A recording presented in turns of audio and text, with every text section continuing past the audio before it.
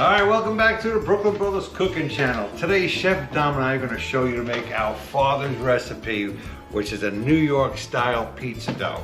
Our father came down back in the 1960s, early 1960s, and opened up his first pizza shop in Brooklyn on Bedford Avenue. So not only can you make, of course, the New York style pizza, you can also make a Sicilian, which we're going to have that recipe in our next video. And you can make stromboli, calzones, even the garlic knots with this dough. It's perfect. Anyway, let's get cooking. Start up our New York style pizza dough. It's very simple, simple ingredients. Just water, dried yeast, sugar, salt, and a little of olive oil. And that's all you need. First thing we're gonna do is, I've got 16 ounces of water, 460 grams. I'm going to go ahead and put in this dried yeast. It's about 6 grams of yeast, which comes out to the whole packet. We're going to make two 16-inch dough balls. Now, if we were going to make a Sicilian, we would just make one big ball. Well, we're going to let this yeast dissolve, but meanwhile, we're going to go ahead and put this flour. All right, we got our flour. Now, some people mix the salt in with the flour, but we never were taught that. We were taught... You got flour on your face. we were taught that we mix it in the water, but you got to be real careful mixing the salt with the yeast, because if you do it too soon, it'll kill the yeast and your dough won't rise. So it's very, very important that you let this yeast dissolve first. All right, now yeast is all dissolved. Mix that around a bit. All right, now we have the sugar. This helps activate the yeast as well. Get that fully dissolved. Now we'll go ahead and add the salt. Like I said, some people put the salt with the flour, which is absolutely fine, but this is the way we've done it. All right. Then I got 2 tablespoons of olive oil. Go ahead and add that. All right, now we'll go ahead and get this mixer going. And by the way, I'm using King Arthur because I like their bread flour. It's got a high gluten content to it, and it's great for New York style pizza. All right, we're gonna start this on low and just pour our liquid into the bowl here.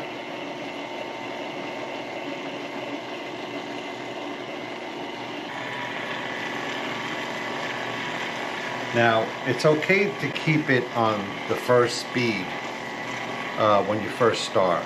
But as the dough forms, it's going to put a little pressure on the motor, so you want to increase it a notch to like number 2.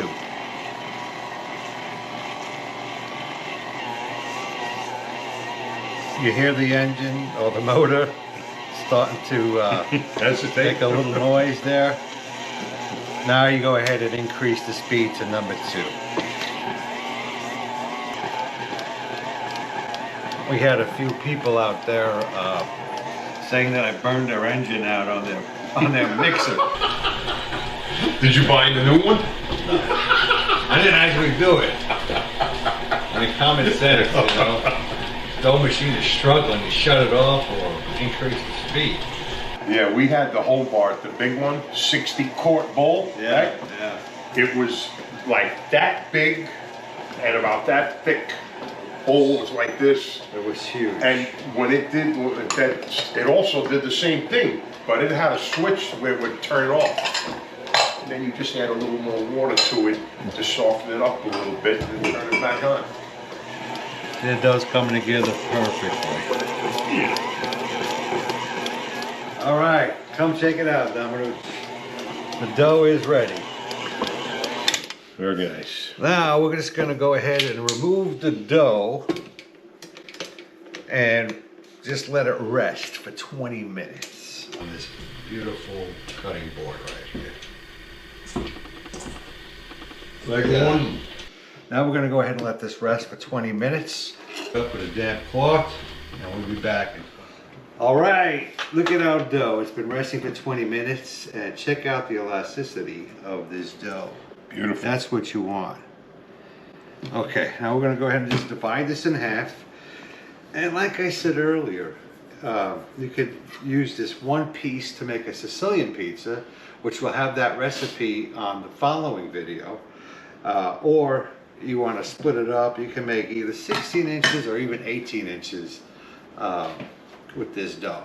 All right, now we're just going to roll the dough. It's roll and tuck, and then squeeze the bottom.